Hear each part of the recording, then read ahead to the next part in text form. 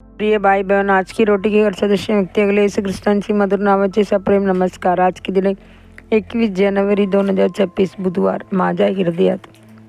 माझ्या संपूर्ण हृदयाने मी तुला शोधले आहे. अगो, मला तुझ्या आज्ञापासून फरकटू देऊ नकोस. तुझा शब्द मी माझ्या हृदयात साठवला आहे, जेणेकरून मी तुझ्या विरुद्ध पाप करू नये. स्तोत्र. संवर्ष 19 अध्याय 10 आणि 11 वचन.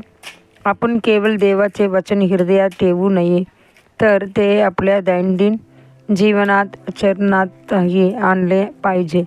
अनेक लोक आपल्या हृदयात कटुता, राग आणि वैरभाव ठेवतात, पण जे देवाच्या वचनाला प्राधान्य देतात आणि त्याप्रमाणे जगण्याची निश्चय करतात, ते शांतता व टिकणारा आनंद अनुभवतात.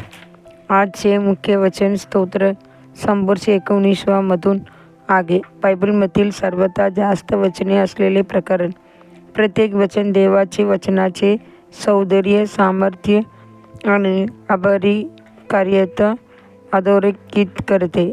अनेकांची विश्वास आहे की स्तोत्र लेखक एज्रा शास्त्री असू शकतो. शास्त्रज्ञ यांच्याविषयी लिहिले आहे, कारण एज्राने परमेश्वराच्या नियमाची शोध घेण्यासाठी, तो आचरणात आणण्यासाठी आणि इस्रायलात नियम व विधी शिकवण्यासाठी आपले हृदय सिद्ध केले होते.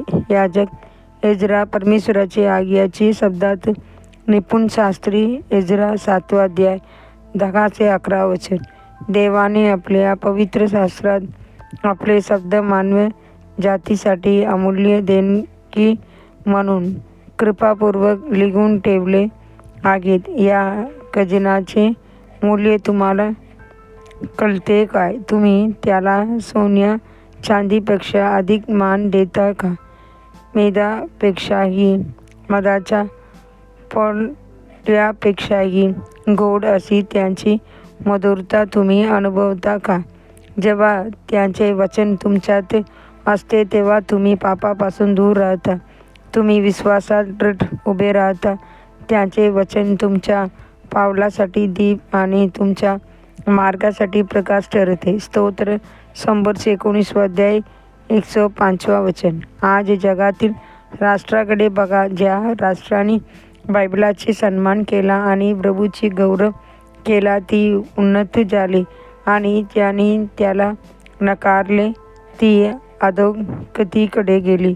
राणी व्हिक्टोरियाने एकदा बायबल उच्च तरुण म्हटले, हे पुस्तकाची इंग्लंडची महानतेची रहस्य आहे.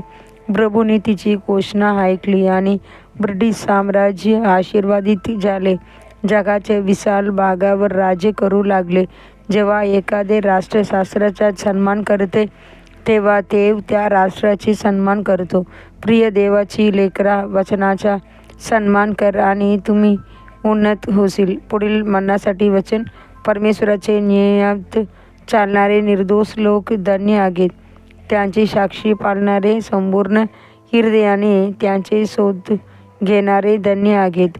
ते अधर्म करत नाहीत, ते त्यांच्या मार्गाने चालतात. स्तोत्र संवर्ष 19 अध्याय 1 ते 3 वचन.